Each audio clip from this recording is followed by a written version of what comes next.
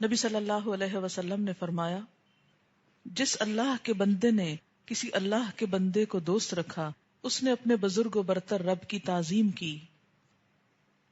حضرت ابو سعید سے روایت ہے کہ انہوں نے نبی صلی اللہ علیہ وسلم کو فرماتے ہوئے سنا کہ گہرا میل جول ایمان والے کے سوا کسی سے نہ رکھو، اور خیال رکھو کہ تمہارا کھانا پرہیزگار آدمی کے سوا کوئی نہ کھائے۔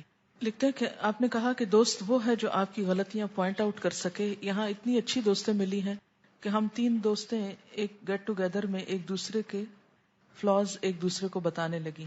مثلا مجھے کہا گیا کہ تم ڈانٹنے کے انداز میں تبلیغ کرتی ہو، دوسری کو ہم نے کہا کہ تم بہت بری لسنر ہو، تیسری کو کہا کہ تم نہ چاہتے ہوئے بھی خود کو بہت پرفیکٹ سمجھتی ہو۔ کسی نے کسی کی بات مائنڈ نہ کی اور ایک دوسرے کو بلکہ ریکویسٹ کی کہ ہماری غلطیاں بتاؤ۔ ایسی دوستی پہلی دفعہ نصیب ہوئی ہے۔ یہ صرف اللہ کی خاطر کی گئی دوستی ہی کی صفت ہو سکتی ہے۔ بالکل درست لکھا کہ جب اللہ کی خاطر دوستی ہوتی ہے نا تو انسان اللہ کی نظر میں اچھا بننے کے لیے اپنی غلطیوں کو چنتا ہے اور جاننا چاہتا ہے اور خیرخواہی کے ساتھ دوسرے کی اصلاح کرتا ہے۔ مومن کا مومن سے تعلق کس طرح بتایا گیا؟ المؤمن مرآۃ المؤمن، یہ حدیث پڑھ رکھی ہے نا آپ نے۔ مومن مومن کا آئینہ ہے، ایمان والا ایمان والے کا بھائی ہے، اس کی تباہی کو اس سے روکتا ہے اور اس کے پیچھے اس کی حفاظت کرتا ہے۔ یعنی اچھا دوست کون سا ہے؟ کہ جو اس کی تباہی سے اس کو روکتا ہے کہ یہ غلط راستہ ادھر نہ جاؤ، اور جب وہ حاضر نہیں ہوتا غائب ہوتا ہے تو بھی اس کی حفاظت کرتا ہے۔ اور آئینہ جو ہے وہ صرف اس کو دکھاتا ہے کہ تمہارے اندر کیا خرابی ہے۔ یعنی مومن کا تعلق مومن سے کیا ہے؟ آئینے کا تعلق، جیسے ایک انسان اور شیشے کا تعلق ہوتا ہے۔ جب بھی آپ شیشے کو دیکھیں شیشہ کیا کرے گا؟ بتائے گا نا کہ تم کہاں غلط ہو، آپ کے کپڑے کہاں سے ٹھیک نہیں، استری نہیں ہے یا پراپرلی ڈریسڈ اپ نہیں ہے، کیا ہے۔ اب دیکھیے کہ ہم کتنے مومنوں کا آپس میں یہ تعلق ہے، ہم سب کا بتائیے ذرا، ہے یہ؟ نہیں ہے نا۔ ہم تو ایسے مومن ہیں، ایسے آئینے ہیں جو سامنے تو کچھ نہیں دکھاتے، پیچھے سے دکھاتے ہیں، بیک سے دکھاتے ہیں دوسروں کو، دیکھو فلاں ایسا۔ ہمارے معاشرے کا تو یہ حال ہے۔ تو اگر ہم قرآن پڑھ کر دین کے اندر رہ کر دینی دوستی میں آئینہ نہ دکھا سکے، اور آئینہ آپ دیکھیں بڑھا چڑھا کے نہیں بیان کرتا، کبھی جتنا ہے بس اتنا ہی بتاتا ہے، اور رازداری سے بتاتا ہے، خلوص سے بتاتا ہے، طنز کے انداز میں نہیں، چیخ چلا کر نہیں، شور مچا کے نہیں، لیٹ ڈاؤن کرنے کے لیے نہیں، انتقام لینے کے لیے نہیں، حسد سے نہیں، بس سمپلی بتا دیتے دیکھو تم ایسے ہو، اور دوسرا اصلاح کر لیتا ہے، اور اسی سے انسان چمکتا چلا جاتا ہے۔ اسی کو تو کہا فانوس والی بات، یہ پیور ماحول ہوتا ہے جو انسان کو اور چمکاتا ہے اور اس کے نور کو دور دور تک پھیلنے میں مدد دیتا ہے۔ کیونکہ اگر گدلا ماحول ہوگا نا آس پاس، کبھی بھی آپ کے ایمان کی روشنی دور نہیں پھیلے گی پھر۔ تو ایسے دوست بہت ضروری ہوتے ہیں کہ جو آپ کو چمکاتے جائیں، آپ کا ماحول آس پاس کا پیور ہو، خوشامد اور منافقت اور دھوکے بازی پہ مشتمل نہ ہو، کہ جس میں جھوٹی تعریفیں اپنے مقاصد کے لیے کی جائیں۔ اور اس کا یہ مطلب بھی نہیں کہ دوستوں کے اندر بیٹھ کے صرف کریٹیسزم ہو، یہ مطلب بھی نہیں ہے اس کا۔ لیکن آپ دیکھیے کہ جہاں آئینہ خراب چیز بتاتا ہے وہاں اچھی بھی تو بتاتا ہے نا۔ آئینے کا صرف ایک کام تھوڑی ہوتا ہے کہ غلطیاں بتانا، آئینہ دوسری چیز بھی تو۔ آئینہ دیکھ کر انسان جتنا خوش ہوتا ہے یا جتنے شوق سے خواتین آئینہ دیکھنا چاہتی ہیں، اتنا تو شاید کسی اور چیز کو نہ دیکھتی ہوں۔ تو دوستوں کے دل کے آئینے میں، ان کی نگاہوں کے آئینے میں آپ کو اپریسیشن بھی ملتی ہے، اچھی لکس بھی ملتی ہیں، اور جہاں خرابی ہو وہ بھی پتہ چلتی ہے، لیکن احسن انداز سے۔ اچھا کون سا آئینہ توڑ دیا جاتا ہے یا پھینک دیا جاتا ہے یا اس میں شکل دیکھتا ہی نہیں انسان؟ ہاں، کس آئینے کے سامنے نہیں کھڑا ہونا چاہتا پتا ہے آپ کو؟ ہاں، جو صحیح شکل نہیں دکھاتا۔ بعض آئینے ہوتے ہیں اس میں آپ کا ناک اتنا لمبوترا نظر آتا ہے کہ آپ اصلی نہیں نظر آتے، کچھ اور ہی بھیانک چیز نظر آتے ہیں، تو آپ اس کے پاس بھی نہیں پھٹکتے۔ یا یہ کہ گدلا ہو جاتا ہے، جب بہت وہ ہو جاتی ہے نا ہیومیڈیٹی، تو بعض آئینوں پہ ایفیکٹ کرتی ہے، تو اس سے آب و ہوا خراب ہو تو زنگ لگ جاتا ہے شیشے کو، اس میں بھی پھر آپ کہتے ہیں کہ نہیں، اس میں میری اصلی شکل نہیں نظر آتی۔ ایسے دوستوں اور ایسے تعلقات کو انسان زیادہ دیر تک نہیں نبھا سکتا، ان کو بھی چھوڑ دیتا ہے. حضرت ابو ہریرہ سے روایت ہے کہ رسول اللہ صلی اللہ علیہ وسلم نے فرمایا، آدمی اپنے دوست کا رنگ ڈھنگ اختیار کر لیتا ہے، اس لیے تم میں سے ہر ایک کو چاہیے کہ وہ دوست سوچ سمجھ کر بنائے، یعنی آٹومیٹیکلی اس کی عادتیں آپ کے اندر آ جائیں گی. اور مثلاً آپ صلی اللہ علیہ وسلم نے فرمایا، جو چھوٹے پر شفقت اور بڑے کی عزت نہ کرے، اچھی باتوں کا حکم نہ دے، برے کاموں سے روکے نہیں، وہ ہم میں سے نہیں. اگر آپ ایسا دوست بنا لیں جس کے اندر یہ نیگیٹو باتیں ہوں تو پھر آپ بھی ویسے ہی ہو جائیں گے. اگر آپ کے دوست روڈ ہوں تو لازمی طور پر کیا ہوتا ہے، آپ بھی روڈ ہو جاتے ہیں. نبی صلی اللہ علیہ وسلم نے فرمایا، جب کوئی آدمی اپنے بھائی سے محبت رکھتا ہو تو اسے خبر کر دینی چاہیے کہ میں تم سے محبت رکھتا ہوں. اس سے کیا ہوگا کہ دونوں کے درمیان تعلقات اچھے رہیں گے. حضرت انس سے روایت ہے کہ ایک شخص نبی صلی اللہ علیہ وسلم کے پاس آیا. جو لوگ آپ کے پاس بیٹھے تھے ان میں سے ایک بولا، مجھے اس شخص سے اللہ کے لیے محبت ہے. نبی صلی اللہ علیہ وسلم نے فرمایا، اسے بتایا ہے؟ کہا نہیں. فرمایا، جا اور اس کو بتا دے. وہ اٹھ کر اس کے پاس گیا اور اس کو بتا دیا. اس نے کہا، تجھے اس کی محبت نصیب ہو جس کے لیے تو مجھ سے محبت کرتا ہے. اس کے بعد نبی صلی اللہ علیہ وسلم نے اس سے پوچھا اس نے کیا جواب دیا. اس نے اس کا جواب سنایا. آپ صلی اللہ علیہ وسلم نے فرمایا، تو اسی کے ساتھ ہوگا جس سے تو محبت کرتا ہے، اور تیرے لیے وہی اجر ہے جس کی تو توقع رکھتا ہے. یعنی قیامت کے دن انسان انہی لوگوں میں سے اٹھایا جائے گا جن سے وہ محبت رکھتا ہے. اگر وہ ایسے لوگوں سے محبت رکھتا ہے جو دین میں پیچھے ہیں تو نتیجتاً کیا ہوگا، پھر انہی کی مجلس میں اٹھے گا. حضرت یزید بن نعامہ سے روایت ہے کہ رسول اللہ صلی اللہ علیہ وسلم نے فرمایا، جب کوئی شخص کسی سے میل جول کرے تو چاہیے کہ اس کا نام پوچھے، اس کے والد کا نام پوچھے اور دریافت کرے کہ تم کس گھرانے سے تعلق رکھتے ہو، کیونکہ اس سے وہ تم سے زیادہ مانوس ہوتا چلا جائے گا. یعنی تعلق کی بہتری میں کیا چیزیں فائدہ مند ہوتی ہیں؟ نام اور کسی حد تک نسب. عربوں میں خاص طور پر یہ چیز بہت زیادہ تھی کہ کسی بھی شخص کا نسب جاننے کے لیے کیوریس ہوتے تھے. اگر ہمارے ہاں یہ چیز نہیں ہے تو عموماً کیا جاننے کے لیے ہوتے کہ آپ کس علاقے سے، جغرافیائی جو ہے بیک گراؤنڈ وہ معلوم کرنا چاہتے ہیں، یا کون سی برادری ہے. ہر علاقے کی مختلف چیزیں ہو سکتی ہیں، اور جو اپنی برادری یا علاقے سے ہوں پھر ان سے انسان زیادہ مانوس ہو جاتا ہے. جب بعض لوگ مجھ سے آ کے ملتے ہیں اور مجھے کہتے ہیں کہ چونکہ آپ ہمارے شہر سے اس لیے ہم آپ سے محبت کرتے ہیں، تو میں نے تو کبھی سوچا بھی نہیں اچھا یہ بھی وجہ ہو سکتی ہے محبت کی. تو میں بھی آپ صلی اللہ علیہ وسلم نے اس لیے یہ کہا ہو.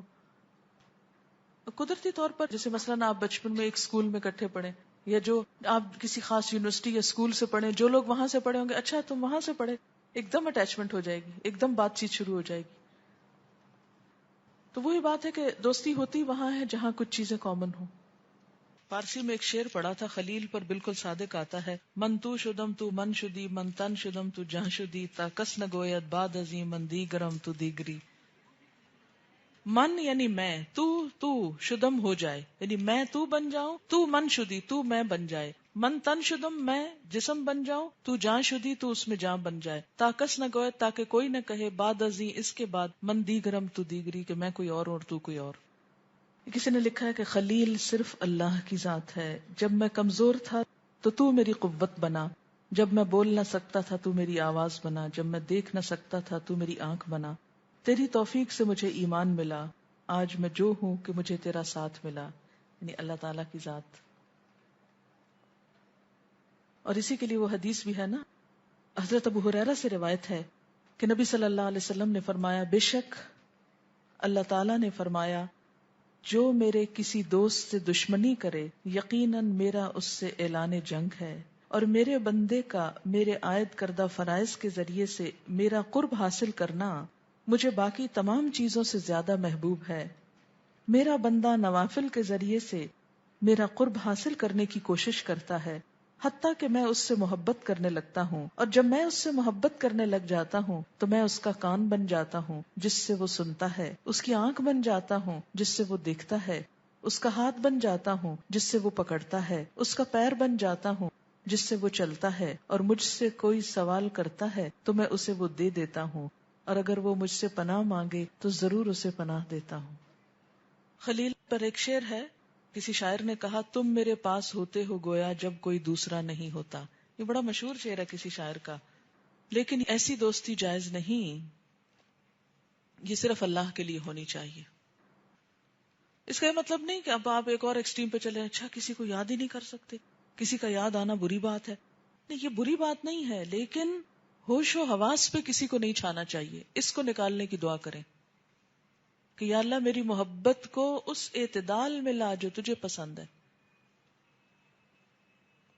لکھا ہے کہ بعض اوقات دوستی یا محبت اللہ کے نام پر شروع ہوتی ہے مگر بعد میں اپنی ذات کے لیے رہ جاتی ہے.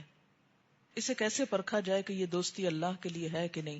یاد رکھیے اللہ کے لیے دوستی کی سب سے بڑی پہچان یہ ہے کہ جب مل کے بیٹھیں تو اللہ کی بات کریں، جب عمل کریں تو اللہ کے حکم پر کریں، نہ کہ اپنی خواہشات پر.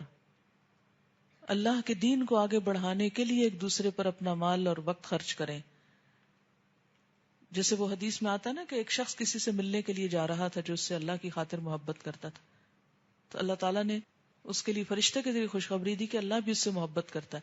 قیامت کے دن اللہ تعالیٰ کے سائے تلے ہوں گے وہ لوگ جو اللہ کی خاطر محبت کریں گے، اور اللہ تعالیٰ فرمائیں گے این المتحابون فیّا، کہاں ہے میری خاطر محبت کرنے والے؟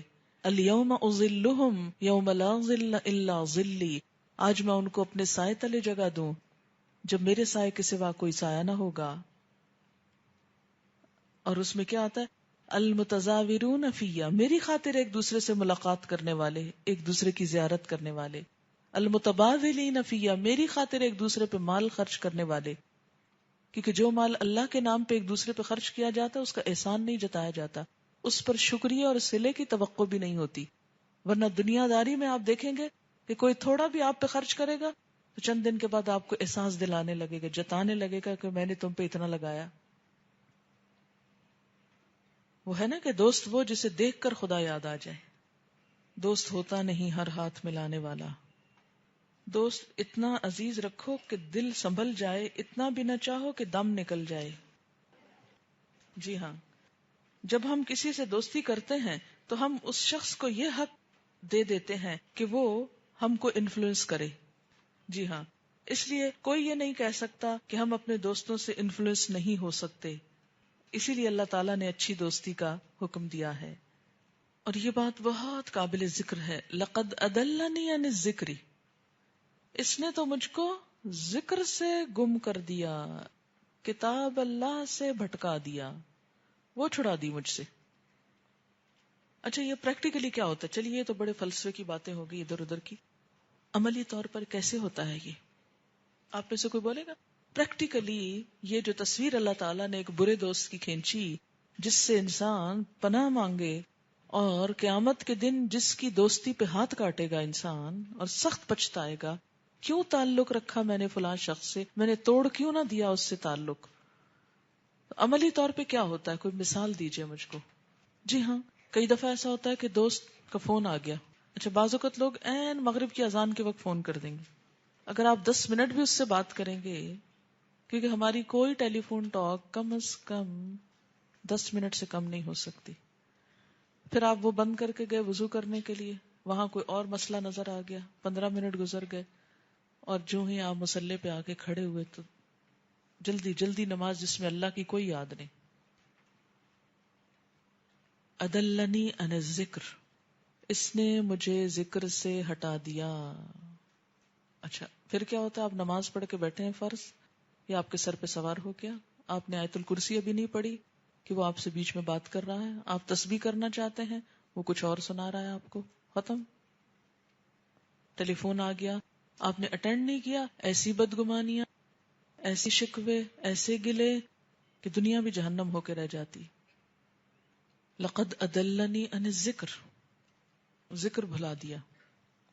کتنی اہم بات ہے نا یہ. یعنی برے دوست کی مثال کیا ہے؟ اس نے مجھے ذکر بھلا دیا. بعض اوقات ڈائریکٹ کوئی نہیں منع کرتا کہ تم ذکر نہ کرو، کتاب نہ پڑھو، قرآن نہ پڑھو، ایسے بھی ہوتے ہیں. لیکن بسا اوقات انسان کی پرسنالٹی اتنی اسٹرانگ نہیں ہوتی، ریزسٹ نہیں کر سکتا، تو دوست کیا کہتے، ٹال مٹول کرواتے، اچھا بعد میں پڑھ لینا، پھر کر لینا. یہ کون سی ایسی تمہاری پڑھائی ہے کہ جو مجھ سے بات بھی نہیں کرنے دیتی؟ اور یہ کون سا کورس ہے کہ جو دن رات ہی چلتا رہتا ہے. اب کس کو سمجھ میں ہے کہ قرآن کا پڑھنا اور سمجھنا اور غور کرنا اس بات کا تقاضا کرتا ہے. جب قرآن سے دوستی ہو تو دوسرے دوست تو متاثر ہوں گے، اس لیے کہ ان کا وقت بھی اس میں لگ جائے گا. وہ ناراض ہوں گے تو دوستی ناراض ہونے کے لیے ہوتی ہے. اور کیسے ہوتا ہے؟ لقد اضلنی عن الذکر. پریکٹیکل لائف سے مثالیں لائیں، کیونکہ یہ قیامت کے دن اگر ہم اس واقعے کو نہ سمجھ سکے تو خود پہ پچھتائیں گے. ہمیں آج اپنی دوستیوں کے معیار اور ان تعلقات کی اصلاح کرنی ہے، کاٹنا نہیں، اصلاح کرنی ہے. اگر نہیں ہوتی تو کاٹ بھی دینا ہے. کوئی خون کا رشتہ تھوڑی ہے. کیا مجبوری ہے؟ کتنے دن آخر اپنا وقت ضائع کریں گے دنیا میں؟ جی ہاں، مختلف سوشل گیدرنگز، پارٹیز وغیرہ جس میں حرام کام ہوتے ہیں، غلط کام ہوتے ہیں. اب رشتہ داروں کی حد تک تو ایک مجبوری ہوتی کہ رشتہ ہے خون کا، انسان مجبوراً اگر کچھ دیر ایسی جگہوں پہ چلا جائے اور کام نپٹا کے فارغ ہو کے آ جائے. لیکن جب تعلقات ایسے لوگوں سے ہوں گے کہ جن کا قبلہ کسی اور طرف ہے اور آپ کا کسی اور طرف، تو کٹھے کیسے چل سکتے ہیں؟ عقل مند انسان دنیا میں ہی اس بات پر شکر ادا کرتا ہے کہ برے لوگوں سے جان چھوٹ گئی، پچھتاتا نہیں ہے وہ اس پر. اگرچہ ہر انسان سے تعلق پر انسان انجوائے تو کرتا ہے، یعنی دوست بنتا ہی وہ ہے جس کی کمپنی میں آپ انجوائے کر سکتے، لیکن پہلے آپ کا معیار تھا لوگوں کا مذاق اڑا کر انجوائے کرنا، غیبت کر کے انجوائے کرنا، کسی کو حقیر جان کر انجوائے کرنا، شوہر کی غیبت کر کر کے انجوائے کرنا. اب جب قرآن پڑھا تو سمجھ میں آیا کہ یہ سب باتیں درست نہیں. یہ وہ مسئلے نہیں جو دوستوں تک لے کے جائے جائیں اور ہر انسان تک لے کے جائے جائیں. یہ تو صرف وہاں لے جانے چاہیے جہاں سے کوئی صحیح رہنمائی ملے. تو اب ظاہر ہے کہ آپ کی ٹاک کچھ اور ہو گئی، آپ کی گفتگو کے موضوعات کچھ اور ہو گئے. اب ان کا انٹرسٹ تو وہی ہے اور آپ کا کچھ اور ہے. کیسے نبھے؟ کیونکہ آپ ان کا سٹیٹس ہے نا، تو وہ متاثر ہوتا ہے، اس لیے وہ ناراض ہوتے ہیں. جب قرآن پڑھ کر انسان کے اندر تبدیلی آتی ہے نا، تو ہر چیز میں ٹیسٹ بدلنے لگتا ہے، ہر چیز کا، لباس کا، گفتگو کا، کمپنی کا، سیر و تفریح کا، ہر چیز کا. تو جو لوگ اسے ایکسپٹ نہ کریں پھر وہ آپ کے دوست رہ نہیں سکتے. اور اگر آپ ان کی بات ایکسپٹ کریں تو یہی ہوگا. اضلنی عن الذکر بعد اذ جاءنی. اس کے پاس تو آئی نہیں، اس کا حساب تو کم ہوگا. آپ کے پاس نصیحت آئی اور پھر آپ اس نصیحت کو چھوڑ کر اس کے پیچھے چل پڑے. جب قرآن انسان کے سامنے آتا ہے تو قرآن والے کو فالو کیا جانا چاہیے، نہ کہ قرآن والا بے قرآن والے کو فالو کرنا شروع کر دے. آیت نور میں جس فانوس کی بات تھی، انوائرنمنٹ اور دوست اور ماحول، وہ پیور ہوگا تو وہ روشنی جو آپ کے اندر جاگی ہے وہ آگے پھیلے گی. اگر دوست ایسے مل گئے جنہوں نے اس کو ڈھانپ دیا، اس چراغ کو، تو خواہ وہ اندر سلگ بھی رہا ہے لیکن وہ نور و نلا نور نہیں بنے گا. یہ بالکل صحیح ہے کہ بسا اوقات انسان کا اکثر وقت صرف اس کام میں گزر جاتا ہے کہ ناراض لوگوں کو مناتا رہے. اور آپ سے لوگ زیادہ ناراض ہوں گے. کیوں ناراض ہوں گے؟ اس لیے کہ آپ مصروف ہیں. جب آپ اس کام میں لگے ہوئے ہیں تو سب ناراض ہوں گے. اب آپ اگر اس کو چھوڑ کے ان کو منانے میں لگ جائیں تو یہ ناراض ہوتا ہے، اس میں نمبر کم آتے ہیں. اب کیا کریں؟ روز ناراض ہوں تو اس سے بھی قدر انسان کی ختم ہو جاتی ہے کہ بس اب پھر ناراض ہمیشہ کے لیے رہو. جی، یہ کسی نے لکھا کہ ہم اپنے دوستوں کا جائزہ لینے کے ساتھ یہ بھی دیکھیں کہ ہم کس کے لیے کیسے دوست ہیں. یعنی ان کو پرکھنے کے ساتھ خود کو بھی پرکھیں کہ ہم کسی کے کیسے دوست ہیں، اس کا کتنا بھلا اور خیر خواہی چاہتے ہیں. یہ لکھنے کے یوسف ایسٹی نے کہا تھا کہ جب میں عیسائی مبلغ تھا تو میرا کوئی سچا دوست نہ تھا. جب سے مسلمان ہوا ہوں چند دنوں میں بہت سے دوست بنا لیے. کیونکہ ایمان وہ اعتماد دیتا ہے نا. کسی نے لکھا ہے دوستی حد سے گزر جائے تو غم ملتے ہیں، ہم اسی واسطے اوروں سے کم ملتے ہیں. یہ کسی نے لکھا اللہ کا احسان کہ ہم کو ایسے موقع اس کورس کے تھرو میسر آئے کہ اتنے اچھے دوست ملے جو اپنی ہی طرح کے ہیں. مگر یہ بتائیے کہ اللہ کے لیے دوستی کا کیا مطلب ہے؟ سچ بات یہ ہے کہ ہم ایسے لوگوں سے اس لیے دوستی کر رہے ہیں چونکہ وہ لائک مائنڈڈ ہیں. ہم اس نیت سے آغاز نہیں کرتے دوستی کا کہ یہ اللہ کے لیے ہے. کوئی کانشیس نیت نہیں ہوتی، بس دل ہی ایسے لوگوں کی طرف کھنچتا ہے. کیا یہ اللہ کے لیے دوستی ہے؟ جی ہاں، اس لیے کہ ان کی طرف اس لیے دل کھنچتا ہے کہ وہ بھی آپ ہی کی طرح سوچ رکھتے ہیں. اور وہ کیوں رکھتے ہیں؟ کیونکہ سب ایک ہی چیز کو اپنی پرائرٹی بنائے ہوئے ہیں. لکھتے کہ میری غیر مسلم دوست تھی تو اس کا ایک بوائے فرینڈ تھا. وہ ہمیشہ چاہتی تھی کہ میں بھی اس لڑکے سے بات کروں، پھر میں بھی اس کی باتوں میں آ جاتی اور بات کرتی. اب احساس ہوا کہ ایسا نہیں کرنا چاہیے. اچھا آپ دیکھیں کہ بہت سارے بچے سگریٹ کیوں پیتے ہیں؟ دوستوں کی وجہ سے. نشہ کیوں کرتے ہیں؟ دوستوں کی وجہ، دوست لا کے دیتے ہیں. اور اسی طرح کے اور جیسے چوری ڈاکے جو ینگسٹرز کرتے ہیں، وہ بھی جو گینگز ہوتے ہیں، وہ بھی ایک طرح سے ان کی آپس میں کسی بنیاد پہ دوستی ہوتی ہے. دوستوں کا بے وقت آ کر بیٹھ جانا، بے وقت فون کرنا، گھر میں بڑے بھائی باپ بیٹھے ہیں بتانے کے باوجود پردہ نہ کرنا، پرواہ نہ کرنا. نماز کا وقت ہے، تلاوت کا وقت ہے، نکلا جا رہا ہے، اگر ہم کہیں کہ 10 منٹ ٹھہر جاؤ، آگے سے کہا جاتا ہے وقت بھاگا نہیں جا رہا، اس وقت میں مشکل سے آئی ہوں، باقی کام بعد میں کرنا، اپنی اہمیت جتانے لگنا، بے وقت لمبی لمبی باتیں کرنا. سب سے بڑی مشکل قرآن والے بھی ایک دوسرے کو بہت مجبور کرتے ہیں، منع کرنے پہ ناراض ہونے لگتے ہیں کہ آپس میں بھی قرآن پڑھنے کے باوجود بھی ابھی تک معیار درست نہیں ہوا دوستی کا. اور کہتے ہیں کہ میں ایسا نہیں سمجھتی، دوست دوست کے ساتھ ہوتے ہیں مگر فیملی پہ تبصرہ شروع کر دیتے ہیں، پھر یہ کہتے ہیں کہ برا بھی نہ مانو، ہمارے تو دل صاف ہیں، جو بول آیا بول دیا، یہ نہ دیکھا کہ اگلے پر کیا گزری. یہ سب خراب دوستی کی علامتیں ہیں. کسی نے لکھا ہے کہ دوستی میں جیلسی بہت ہو جاتی ہے، ایک کو راضی کریں تو دوسرا ناراض ہو جاتا ہے. اس سچویشن میں کیا کرنا چاہیے؟ یہ دوستی ہی غلط ہے. ایسی دوستی جس میں دوست کسی دوسرے سے بات کرنے پہ ناراض ہو، سمجھ لیں کہ یہ اللہ کی پسند کے خلاف ہے. یعنی ہر ایک اپنی دوستی کو پرکھ لے اس پر کہ کوئی مومن ایسا کام نہیں کر سکتا کہ ایک بندہ کسی دوسرے سے بات کرے اور وہ دوسرا رقیب بن جائے اور وہ جلنے لگے اور ناراض ہونے لگے کہ تم نے فلاں سے کیوں بات کی، تم اس کے پاس کیوں بیٹھے، تم اس کے ساتھ کیوں گئے. اللہ کی خاطر دوستی ایک کمبائن دوستی ہوتی ہے. انسان سیکریفائس کرنا سیکھتا ہے. اصل مشکل پتہ کیا ہے؟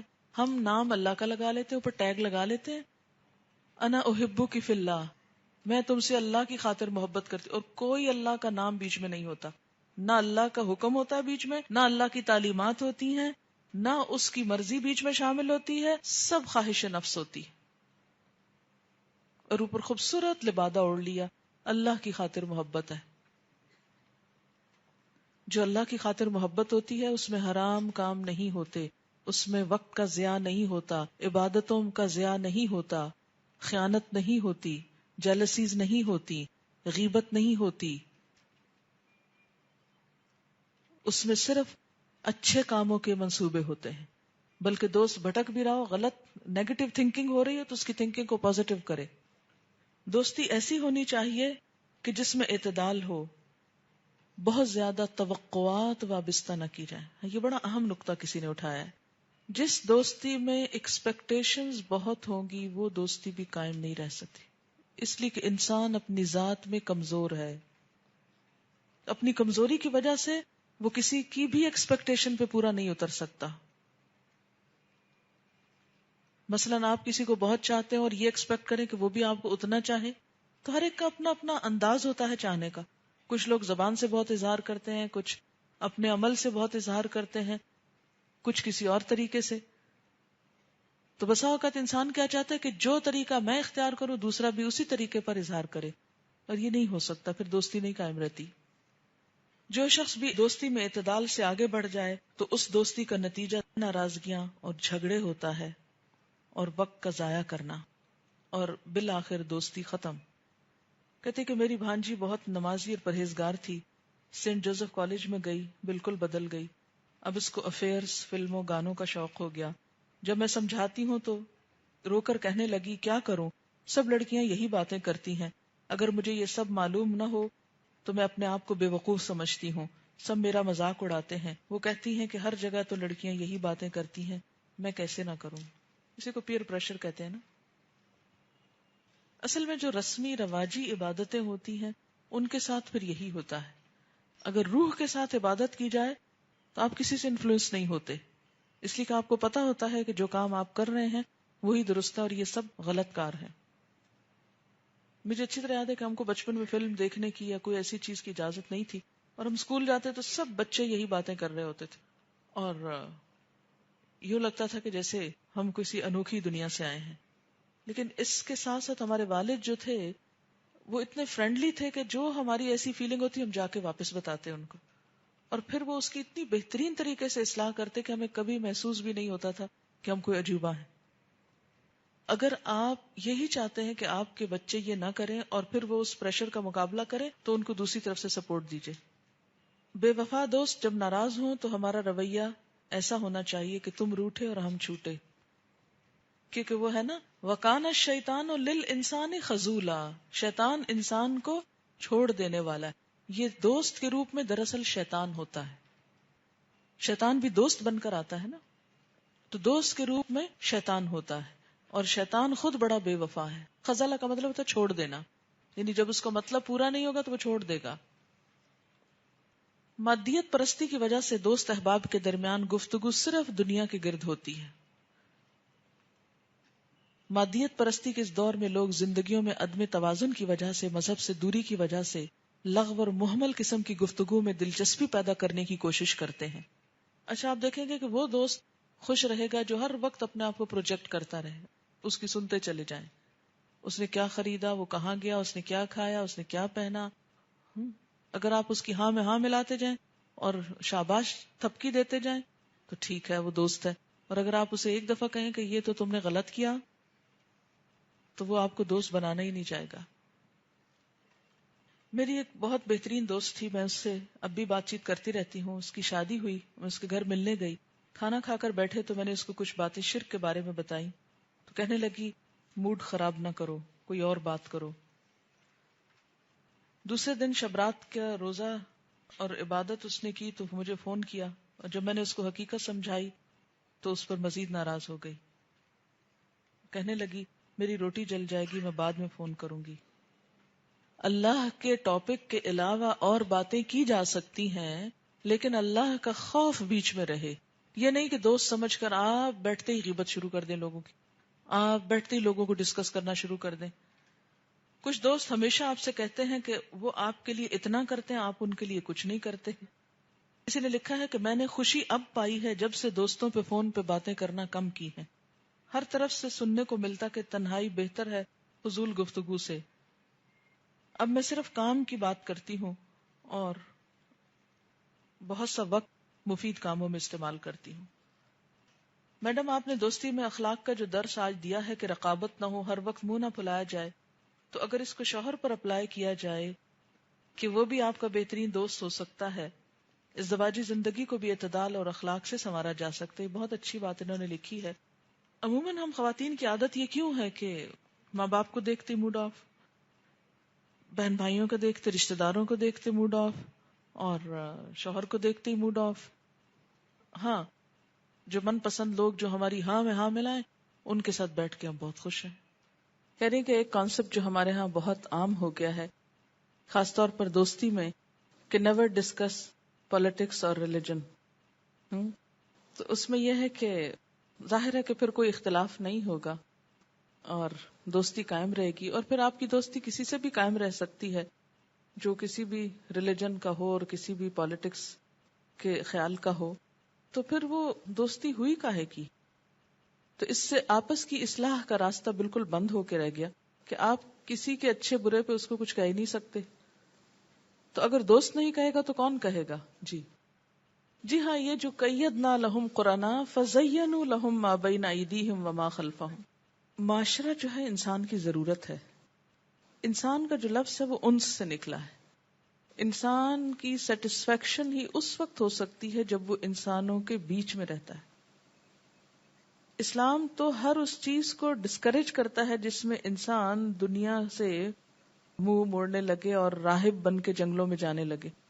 لیکن اسلام جہاں باہم تعلق رکھنے کو کہتا ہے وہاں پھر آنکھیں کھول کے رکھنے کو کہتا ہے کہ خیر اور بھلائی میں تو دوستی رکھو مگر ایک دوسرے کی غلطی پر اس کے مددگار مت بنو. تعاونوا علی البر والتقوی ولا تعاونوا علی الاثم والعدوان. یہاں کسی نے اپنی ایک گزشتہ دوستی کے بارے میں کچھ لکھا ہے. یہ لکھتی ہیں کہ بہت پیاری اور محترم استاد، آپ سے کچھ باتیں کرنا چاہتی ہوں اور کچھ مشورے بھی چاہتی ہوں. یہاں آنے سے پہلے میں قرآن اور اللہ تعالیٰ سے بہت دور تھی، لیکن یہ اس ذات کی کتنی بڑی رحمت اور نعمت ہے کہ وہ اپنے بندے کو معلوم نہیں کہاں سے نکال کر اپنے راستے پہ لے آتا ہے، اپنی ذات کا ادراک دیتا ہے. یہی کچھ میرے ساتھ ہوا. ماضی میں تو جو کچھ ہوا وہ سب گزر چکا، لیکن اب میری زندگی کی سب سے زیادہ شدید خواہش ہے کہ اللہ تعالیٰ مجھے اپنی ذات کے لیے چن لے، مجھ سے اپنی رضا کے کام لے لے. اس سلسلے میں اپنی کچھ فیلنگ آپ سے شیئر کرنا چاہتی ہوں، اپنے عمل کی تبدیلی کا سفر بتانا چاہتی ہوں.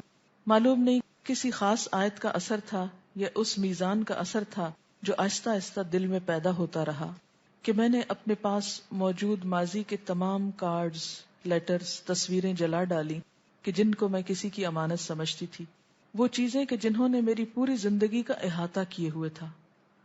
یہ ایک بہت اہم بات انہوں نے لکھی ہے، اس لیے میں اس کو پڑھ کے سنانا چاہتی ہوں کہ بسا اوقات ہم کسی ایک شخص کے سحر میں اس طرح گرفتار ہو جاتے ہیں کہ اس کی چیزیں بار بار دیکھتے ہیں، کارڈز پڑھتے ہیں، خط پڑھتے ہیں، تصویریں، بس یوں لگتا ہے جیسے ساری زندگی میں ایک ہی قیمتی چیز ہے ہمارے پاس. اور یہ سب کچھ ہمیں اتنا مصروف کر دیتا ہے اپنے اندر کہ کسی پازیٹیو ایکٹیویٹی کے لیے آپ کے پاس وقت نہیں بچتا. خاص طور پر تنہائی میں اللہ کو یاد کرنے کا تو کوئی سوال ہی پیدا نہیں ہوتا. یعنی اصل اللہ کی محبت بھی کیا ہے؟ کہتے ہیں نا تم 3 مواقع پر اپنے دل کا جائزہ لو، اور اس میں پہلا موقع کیا ہے؟ تنہائی کے اوقات میں، ذکر کی مجلسوں میں، قرآن پڑھتے وقت. اگر اس وقت خود کو اللہ کے قریب پاؤ تو سمجھو کہ تمہارے دل میں ایمان ہے، اور اگر نہیں تو اللہ سے قلب سلیم کی دعا مانگو. یعنی کسی نے اپنے ایمان کو پرکھنا ہو تو کہاں پرکھے؟ 3 جگہوں پر: اکیلے میں، قرآن سنتے وقت، اور ذکر کی مجلسوں میں. ان 3 مواقع پر قرآن سننا تو تنہائی میں بھی ہوتا ہے نا، اکیلے میں بھی ہو سکتا ہے، کہیں بھی آپ سن رہے ہیں. اور ذکر کی مجلس جیسے یہ علم کی مجلس ہے، یعنی علم کی مجلس، قرآن سننا اور تنہائی کے اوقات. اس میں دل ٹٹولو، دل کہاں ہے، دل کیا چاہتا ہے، دل کیا کرتا ہے. اچھا آپ کہیں کہ ذکر کی مجلس میں جیسے تعلیم کی مجلس ہے تو ہم تو بہت اس وقت اللہ والے ہوتے ہیں، مان لیا. دوسرا موقع یہ کہ قرآن سنتے وقت یہاں بیٹھ کے سننا تو کچھ اور ہوتا ہے، لیکن اگر کہیں اور لگا ہے تو کتنا وہ ہم کو اپنی طرف کھینچتا ہے. یعنی کہیں سے آپ جیسے گانے کی آواز سن کے مچل اٹھتے ہیں، کیا دل پہ یہ گزرتا ہے کہ کوئی آیت سن کے مچل اٹھے، خاص طور پہ جو سمجھ آتی ہو. اور تیسرا یہ کہ تنہائی کے اوقات میں ہم میں سے اکثریت تنہائی کے اوقات میں بوریت کا شکار رہتی ہے. اس کے پاس کچھ کرنے کو نہیں ہوتا اور وہ وقت کٹتا نہیں، گزرتا نہیں. یا جب اکیلے ہوتے ہیں تو پھر نیگیٹو تھنکنگ شروع ہو جاتی، فلاں نے یہ کیا ہو. یا پھر کیا ہوتا ہے کہ ہم ایسے منصوبے بنانے لگتے ہیں کہ جس میں پھر کسی اور غلط رستے کی طرف چلنے لگتے ہیں، یعنی شیطان پھر حاوی ہونے لگتا ہے خود پر. بہرحال انہوں نے لکھا کہ میں نے اپنے پاس موجود ماضی کے تمام کارڈز، لیٹرز اور تصویریں جلا ڈالی جن کو میں کسی کی امانت سمجھتی تھی. وہ چیزیں کہ جنہوں نے میری پوری زندگی کا احاطہ کیے ہوئے تھا، ان کی صرف اتنی حقیقت تھی کہ ان کو جلا کر ان کی راکھ کو ڈرین آؤٹ کر دیا جائے. اور ایسا کرتے وقت مجھے یوں معلوم ہوا کہ میں نے حضرت موسیٰ علیہ السلام کی سنت پوری کر دی. ثم لنحرقنہ ثم لننسفنہ فی الیم نسفا. اس کے بعد دل کو وہ سکون ملا کہ بتا نہیں سکتی.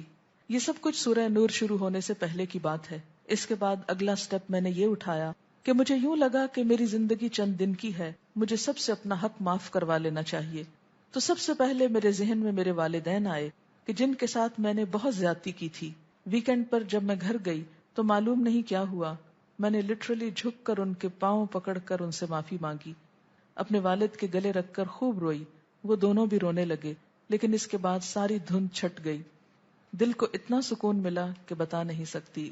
بہرحال باقی باتیں اس سبجیکٹ سے ریلیٹڈ نہیں ہیں، لیکن یہ ایک حقیقت ہے کہ اگر ہم دوستی کا ہی معیار درست کر لیں نا، انسانوں کا انتخاب درست ہو جائے، ان کو اللہ کی طرف لے چلیں یا ان کے ذریعے اللہ کی طرف چل پڑیں، تو میں سمجھتی ہوں کہ انسان کے لیے اس دنیا میں بھی نیکی کا کام کرنا بہت آسان ہو جاتا ہے.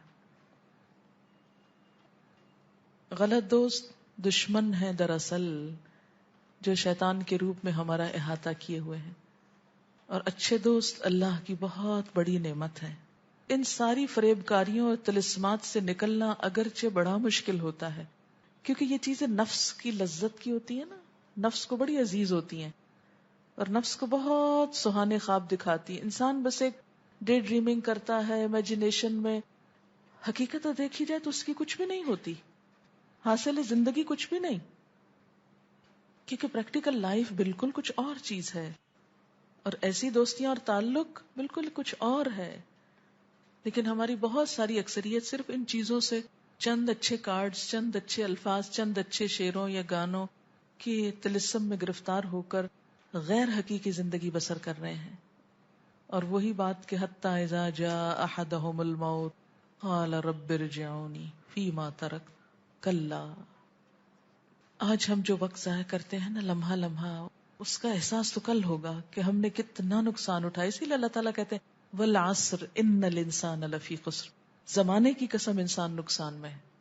یہ کسی نے ایک بہت اچھا کمنٹ بھیجا ہے کہ دوست تین طرح کے ہوتے ہیں. ایک وہ جو خوراک کی طرح ضروری ہوتے ہیں، آپ ان کے بغیر نہیں رہ سکتے. کچھ دوا کی طرح جو بیماری میں مفید ہوتے ہیں اور ان کی ضرورت محسوس ہوتی ہے. اور تیسرے بیماری کی طرح جن کی کبھی بھی ضرورت نہیں ہوتی. کون کیا ہے، اس چیز کو ناپنے کے لیے آپ یہ دیکھ سکتے ہیں کہ آپ کس کی کمپنی میں کتنا آرام اور خوشی محسوس کرتے ہیں. یعنی کون خوراک ہے، کون دوا ہے، کون بیماری ہے، کس کی کمپنی میں آپ کتنی خوشی محسوس کرتے ہیں. کہا جاتا ہے کہ لوگ درختوں کی طرح ہوتے ہیں، ایک ایسے جو صرف سایہ دیتے ہیں. ایسے دوست یا لوگ دنیا کے لیے مفید ہوتے ہیں، گھڑی بھر کے لیے ان کے سائے میں بیٹھا جا سکتا ہے. کچھ درخت سایہ نہیں دیتے، پھل دیتے ہیں. یہ دنیا کے لیے کم اور آخرت کے لیے زیادہ مفید ہوتے ہیں. تیسری قسم کے پھل اور سایہ دونوں دینے والے، یہ وہ دوست ہیں جو دنیا اور آخرت دونوں میں آرام اور راحت کا سبب ہیں. یہ بیسٹ فرینڈز ہوتے ہیں. چوتھی ان دوستوں کی قسم ہے جن سے نہ سایہ ملتا ہے نہ پھل، یہ محض مصیبت ہوتے ہیں. یہ کسی نے پوچھا ہے کہ میرے کالج میں ایسی کوئی لڑکی نہیں ملتی جو اللہ کے راستے پہ چل رہی ہو، لہٰذا میں لوگوں سے دور رہتی ہوں، اکیلی محسوس کرتی ہوں. گھر آ کر امی کو بتاتی ہوں تو کہتی ہیں کہ میں کیا کروں، اس موقع پہ کیا کرنا چاہیے. یہ ایک بہت اچھا ریلیونٹ سوال انہوں نے کیا ہے. اس میں آپ دیکھیے کہ ہمیشہ معیار نہ تلاش کیا کیجئے لوگوں کے کہ بہت عمدہ لوگ ملیں تو ہم ان سے دوستی کریں.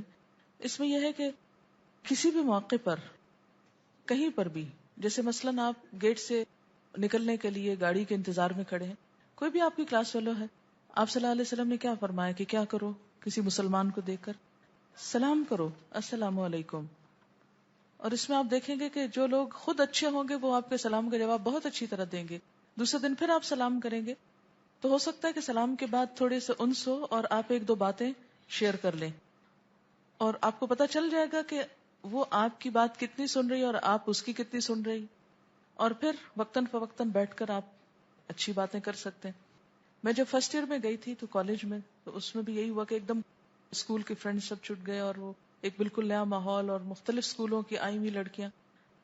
تو اس میں نے اسی طرح ابتدا میں جیسے سلام دعا ہوتی ہے سب سے کی، پھر انہی میں مجھے ایک ایسی لڑکی مل گئی جو قرآن پڑھنے کی بہت شوقین تھی. جب ابھی میرا اپنا قرآن چل رہا تھا، ابھی میں نے مکمل نہیں کیا تھا، تو میں نے اس سے کہا کہ ہم جہاں بھی بیٹھیں گے ہم ایسا کرتے ہیں کہ ایک آیت کا ترجمہ پڑھ لیں گے. وہ اس پہ بہت خوش ہوئی. میں نے ایک آیت کا ترجمہ پڑھاتے پڑھاتے 4 سالوں میں کالج کے اس کو پورا قرآن پڑھا دیا. سیالکوٹ کے قریب ایک جگہ ہے ڈسکا، وہاں پر اس کی شادی ہوئی، وہاں کالج میں پڑھا رہی ہے، اور میرے لیے صدقہ جاریہ ہے. اور یہ اس وقت کی کوشش ہے جب میں خود کچھ بھی نہیں خاص جانتی تھی. صرف لفظی ترجمہ، تھوڑی بہت تفسیر سیدھی سیدھی. تو ہزاروں میں اگر کالج میں 4000 لڑکیاں تھیں تو اس میں ایک تو مل ہی گئی کہ جس کے ساتھ میں اپنے جذبات شیئر کر سکتی تھی یا جو میرے پاس تھا. اور اس میں نے یہ نہیں سوچا کہ وہ مجھے کیا دے سکتی ہے، میں نے یہ سوچا کہ میں اس کو کیا فائدہ دے سکتی ہوں. اسی طرح جب میں یونیورسٹی میں گئی تو وہاں بھی یہی ہوا، اور ایک سے ایک بڑھتے گئے لوگ. تو کبھی بہت ساروں کی تمنا نہیں کہ بہت سارے دوستوں کے جلوہ میں ہم جلوس بنا کے جا رہے ہوں کہیں اور شہزادے بنے ہوئے ہوں. نہیں، ہو سکتا ہے ایک ملے. بعض جگہ آپ کو ماحول مل جاتا ہے، بعض وقت آپ کو خود بنانا پڑتا ہے. اور الحمدللہ اس دنیا میں اچھے لوگوں کی بالکل کمی نہیں ہے. مشکل یہ ہے کہ ماحول نے اچھائی پہ لوگوں کی پردے ڈال رکھے ہیں، گرد، وہ ایک آرٹیفیشل زندگی بسر کر رہے ہیں. ذرا سا ہٹا کے دیکھیے، خیر وہاں بھی ہے. وہ جو ہٹانے والی بات ہے نا، وہ پردے اٹھا کے ہٹا کے دیکھنا اندر کی خیر کو، وہ ہم پہ بھاری ہوتا ہے. لہٰذا ہم لوگوں کی خیر سے محروم رہتے ہیں اور ان کے ظاہری شر کو دیکھ کے ہم خود بھی شریر ہو جاتے ہیں. تو یہ نہیں ہونا چاہیے. وہ دوست جو قرآن سے پہلے ہمارے دوست تھے اور ابھی وہ ہم کو نہیں سمجھتے، تو کیا ان کی اصلاح نہیں کرنی چاہیے؟ دوستی کا تو مطلب ہی خیر خواہی ہے. یہ نہیں کہا گیا کہ ان کو چھوڑ دیں، ان کی اصلاح کریں، لیکن اگر وہ آپ کو پھر اپنے راستے پہ لے جانا چاہیں، لقد اضلنی عن الذکر، پھر چھوڑیں. اگر وہ آپ کے ساتھ موافقت کرتے ہیں، اور پہلی کوشش یہی ہونی چاہیے کیونکہ دوستی کا حق تو یہی ہے نا کہ دوسرے کی خیرخواہی کی جائے. یہ دوستی پر ایک نظم ہے. The title of this poem is Somebody Cares. Somebody cares and always will. The world forgets, but God loves you still. You cannot go beyond His love, no matter what you are guilty of. For God forgives until the end. He is your faithful, loyal friend. And though you try to hide your face, there is no shelter any place that can escape His watchful eye, for on the earth and in the sky, He is ever present and always there to take you in His tender care, and bind the wounds and mend the breaks when all the world around forsakes. Somebody cares and loves you still, and God is the someone who always will. وآخر دعوانا ان الحمد للہ رب العالمین. سبحانک اللہم وبحمدک، نشہد ان لا الہ الا انت، نستغفرک ونتوب الیک.